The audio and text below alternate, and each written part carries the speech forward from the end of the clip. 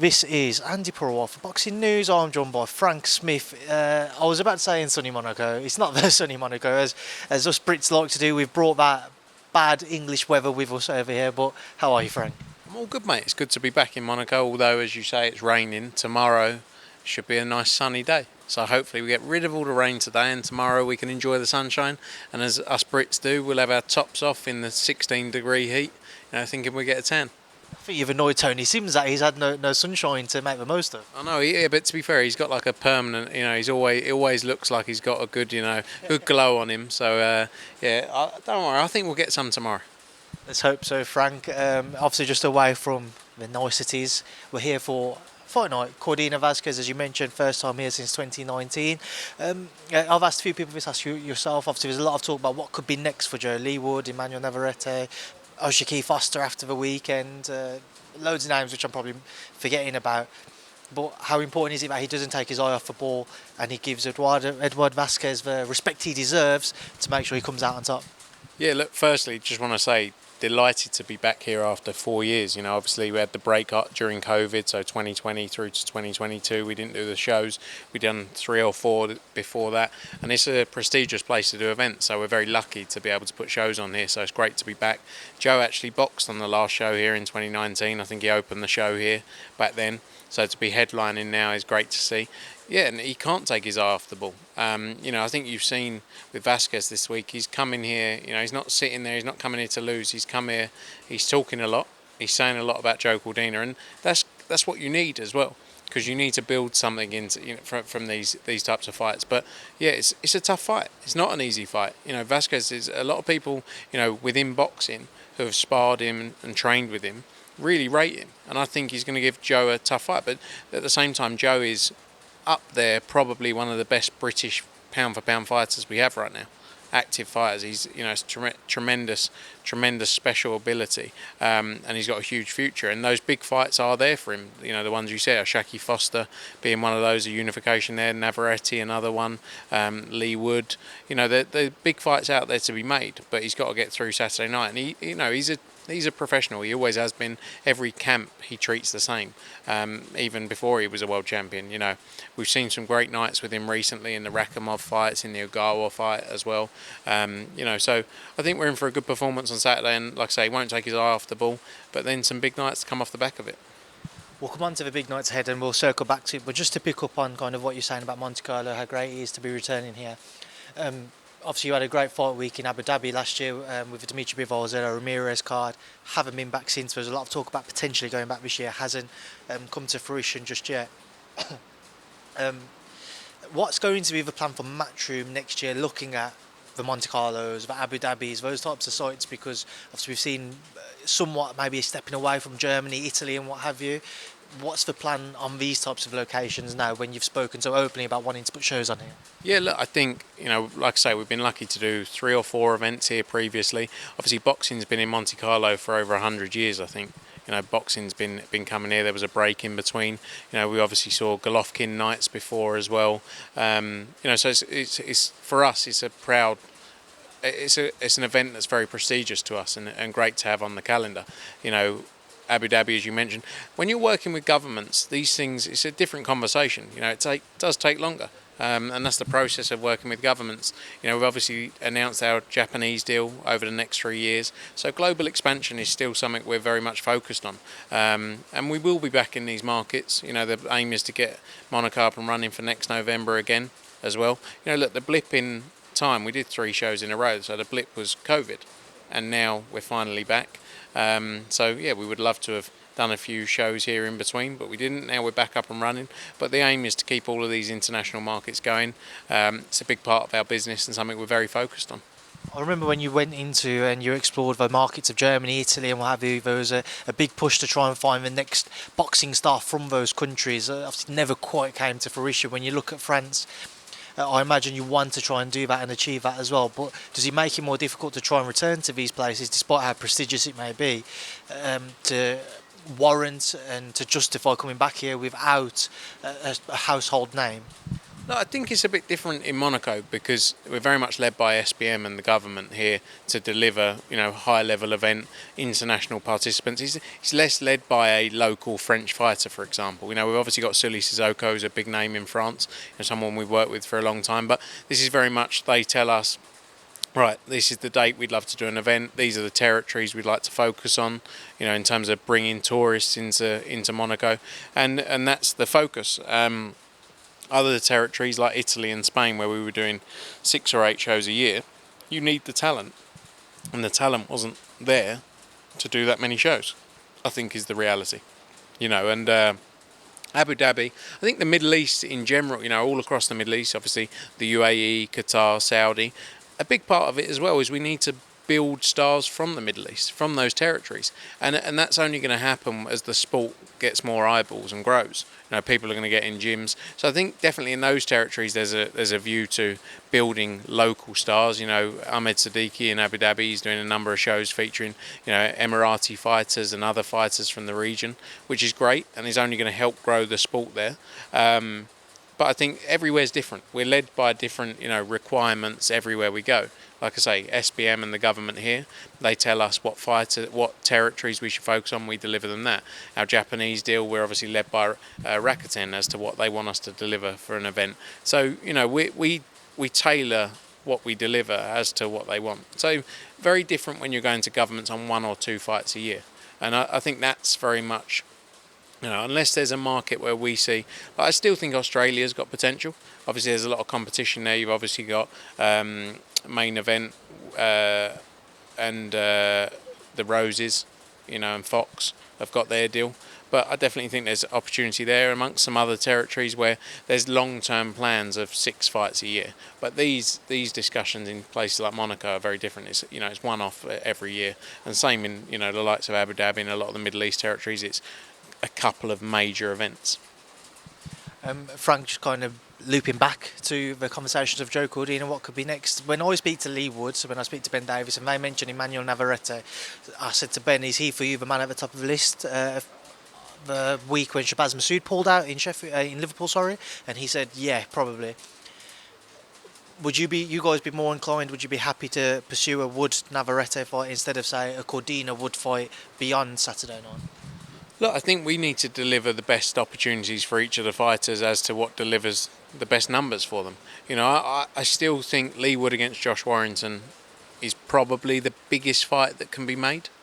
Take away the belts, there's intrigue there. It had an ending where some people will question, and there's definitely a want to see that fight again. And I think, Josh Warrington, Lee Wood, they both been huge fan bases. So to deliver a fight like that at the City Ground, I think makes a lot of sense.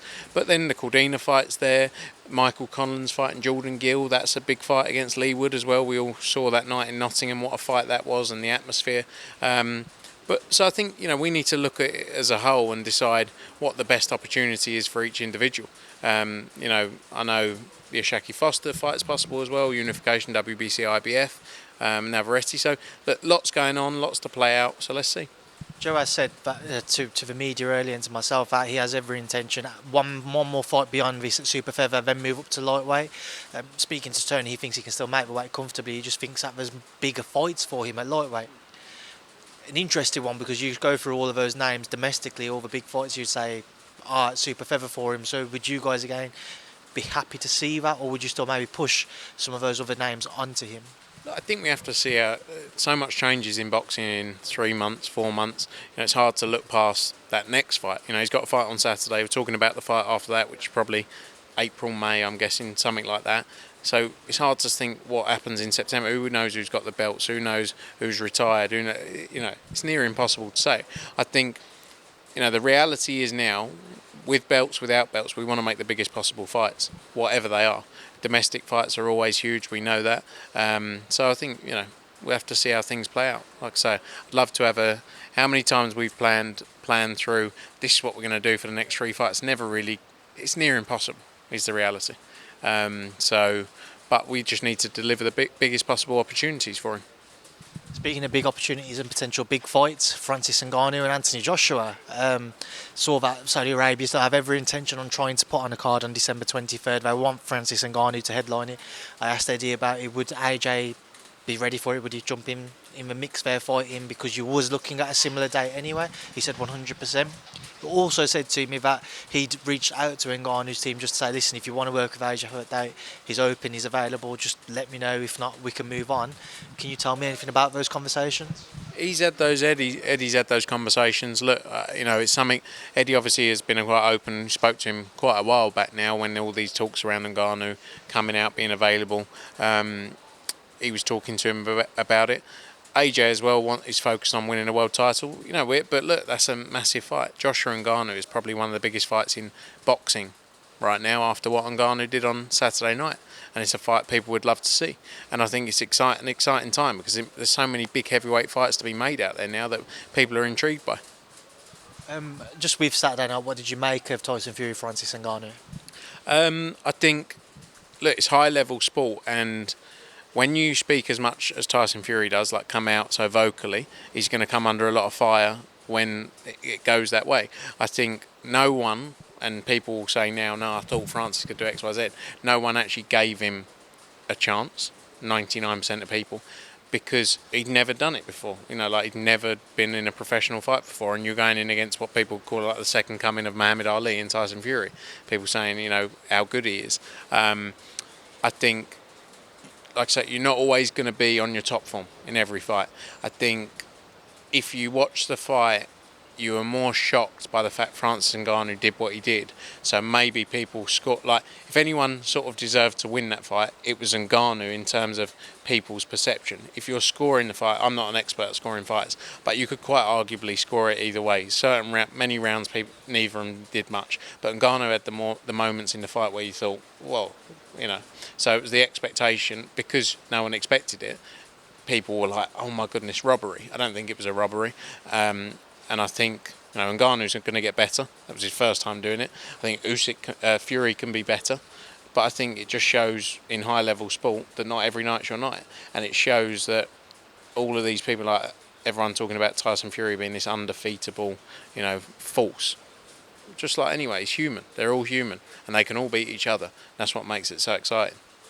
Spoke to Zhang Jilei the day after the fight, and he labelled it embarrassing with regards to how the fight unfolded. Obviously, effectively a boxing novice coming into the sport and producing what he did against Tyson, and the way everybody billed it as being a one-sided fight beforehand.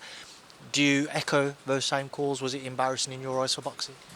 I don't know. I actually think, with a fight like that, or if you call it a crossover fight, which essentially at the time it was, afterwards you call it more a boxing fight because it was closer than anyone thought. I think it could go a lot worse because you bring huge eyeballs into the sport for that fight, right? And Tyson Fury goes out there and embarrasses him in 60 seconds. That's not good, because it's like you've sold everyone into this, everyone's paid their money, and it's a load of rubbish. So I think people want to see competitive, exciting stuff. And when it comes down to it, you saw a competitive, exciting fight there. And that is actually beneficial because all the people who tuned in, some may be new fans who haven't watched boxing before, and some may be MMA fans, will go, oh, that was fun. Rather than going, what a load of rubbish, why have I just paid 20 quid for that? So I suppose everyone's got a different perception of it. I suppose what Zhang's saying is it's embarrassing in terms of someone's come into our sport and almost beat the world's best heavyweight. But I think it shows that any of them can do anything to each other. Any of them can put the other one down. And it shows how wide open the heavyweight division is. Just interested to know, Frank, obviously I know you guys have a very good relationship with Skills Challenge. Obviously we've seen the GEA now come into kind of Saudi sport. What was your relationship like with them? Have you had any conversations with them? Look, we've never worked with the GEA. Obviously, GEA have been doing tremendous things in sport in Saudi for a long time, especially around football for many years. Bringing, I think, the La Liga Super Cup or the Italian Cup there as well in football. They deliver some huge events, and look, the event and production itself was spectacular. And I wasn't surprised at all. We've obviously, as you say, been involved in a couple of events in Saudi. The scale of it is huge. And actually, GEA did the World Boxing Super Series, I think, many years ago. So, Yeah, look, we had our relationship obviously with Skill Challenge, and we delivered some massive nights with them. And I think the GEA from the outside, what I can see is they want to deliver the biggest nights in sport and entertainment, and it doesn't matter about who that involves. They just want to deliver events that deliver huge eyeballs. So I don't think it's anyone's name or personality will get in the way of that. So yeah, but tremendous show and tremendous event they put on, and then an entertaining fight that no one actually expected, and a good undercard as well. I love the undercard arena. But just the whole thing was brilliant. One fight, one event, which would certainly bring a lot of eyeballs to the sport with everything that's happened in the past year or so, is Conor Benn and Eubank Jr. I just want to get your understanding of where things currently sit with Conor, his case, the board, and everything to do with that. Yeah, look, Conor, as we've said multiple times, he's not suspended. He had his suspension lifted. He's free to fight, hence why he boxed in Florida in September. We're working very hard to make that fight. I think, for all parties involved, it's the fight that makes the most sense. I don't think anyone's pushing any other narrative right now. I think everyone accepts it's the fight to make next. In terms of the ongoing appeal and those discussions, they're going to drag on. They're unfortunately dragging on. I don't think that'll be until February, March next year. But Conor Benn is free to fight, and that's where things stand.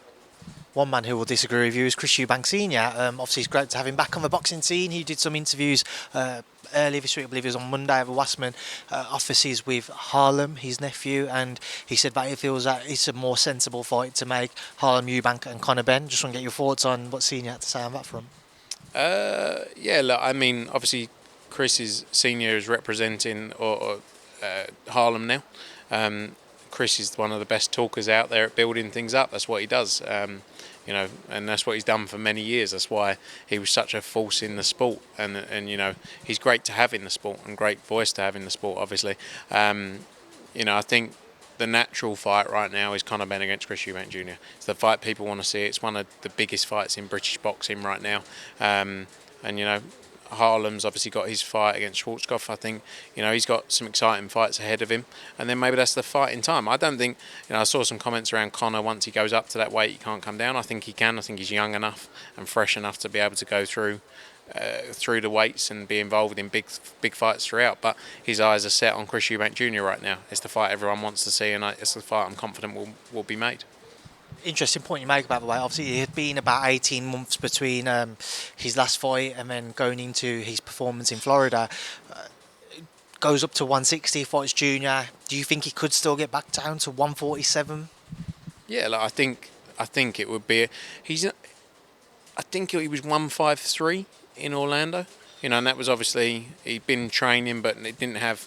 He was training for a while he'd never come out of training, but obviously was trying to be around that weight. I think he still could. I'm not an expert though when it comes to weight. Maybe he goes to 160, comes back down to 154. There's huge fights at all of those weights for him. The Kell Brook fight is massive after this. The Liam Smith fight would be huge as well. There's so many fights to be made. So, but he wants to make the Eubank Jr. fight happen. That would be at 160, but I believe he still thinks he can go to 147 and win world titles after that. And he's the only person who can tell us that, and I'm confident he can do it. Is there a chance Conor Benn Harlem Eubank could happen beyond, say, a junior fight? Conor was receptive to it over social media. Yeah, for sure. I think again, the natural fight now is the Eubank Jr. fight because of the sheer scale of it.